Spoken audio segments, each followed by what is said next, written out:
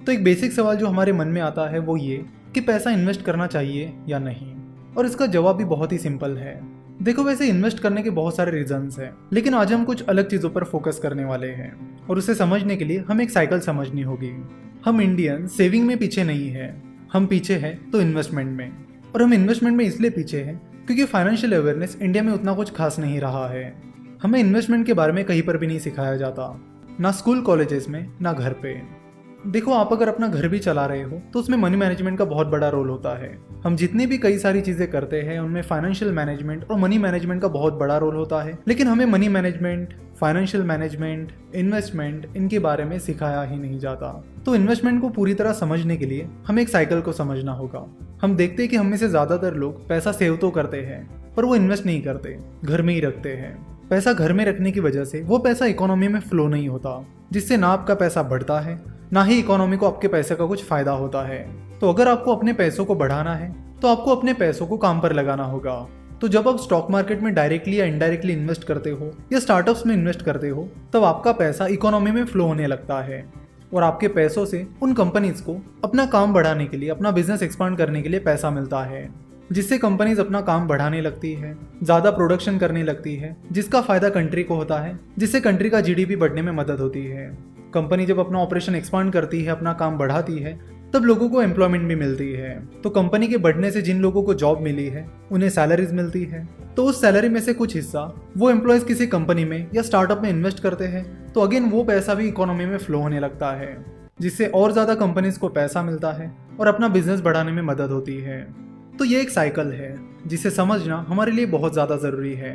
तो इन्वेस्ट करने से ना सिर्फ आपको बल्कि कंट्री को भी फ़ायदा मिलता है, इकोनॉमी ग्रो होने में हेल्प होती है। सिमिलरली जब आप एफडी यानी फिक्स डिपॉजिट करते हो तो वो पैसा बैंक्स के पास जमा होता है, फिर बैंक्स उस पैसों को किसी बिजनेस को लोन देने के लिए यूज़ करती है, तो उससे भी आपका पैसा इकोनॉमी में फ्लो होने में मदद होती है और इकोनॉमी को उसका फ़ायदा मिलता है।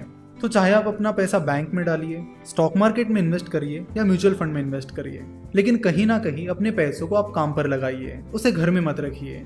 अगर आप अपना पैसा घर में रखोगे तो इन्फ्लेशन की वजह से उसकी वैल्यू कम हो जाएगी, ना आपको उसका फायदा मिलेगा ना हमारे देश को। अगर आपको इन्फ्लेशन क्या होता है ये पता नहीं है तो आपको बता दूं कि अगर आपके पास आज 1000 रुपीज़ है तो उस 1000 रुपीज़ की वैल्यू एक साल बाद उतनी नहीं रहेगी जितनी आज है, यानी उसकी वैल्यू एक साल बाद कम हो जाएगी। अगर आप 5 साल बाद बात करोगे तो 5 साल बाद और कम हो जाएगी, 10 साल बाद और कम हो जाएगी। जैसे कि हम कई बार हमारे दादा दादी या नाना नानी को ये कहते सुनते हैं, हमारे ज़माने में तो ये चीज़ बस 10 रुपये की ही मिलती थी और अब देखो इसकी प्राइस कितनी बढ़ गई है। तो इन शॉर्ट ये इन्फ्लेशन इफेक्ट है। अगर आप अपने पैसों को इन्वेस्ट नहीं करोगे, काम पर नहीं लगाओगे और घर पे ही रखोगे तो उसकी वैल्यू कम होती चली जाएगी, जिसका ना आपको फ़ायदा होगा ना हमारे देश को। तो इन्वेस्टमेंट करते समय आपको ये देखना होगा कि आपको जो रिटर्न्स मिल रहे हैं वो इन्फ्लेशन से कम है या ज़्यादा। इसके बारे में हम आगे चर्चा करेंगे।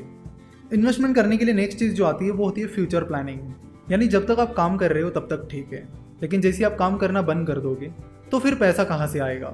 तो उसके लिए आपको फ्यूचर प्लानिंग और रिटायरमेंट प्लानिंग करनी पड़ेगी, ताकि जब आप काम करना बंद कर दोगे तब भी आपके पास पैसा बना रहे और पैसा आता रहे। साथ ही अमीर बनने के लिए, अपने डिज़ायर्स को पूरा करने के लिए भी आपको इन्वेस्टमेंट करना बहुत ज़रूरी है। तो इन्वेस्टमेंट एक टू वे गेम है, जिससे ना सिर्फ आपको बल्कि कंट्री को भी बेनिफिट मिलता है।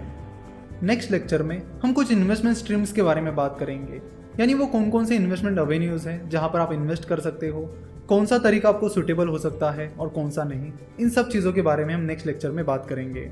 आशा करता हूँ कि आपको वीडियो पसंद आई होगी।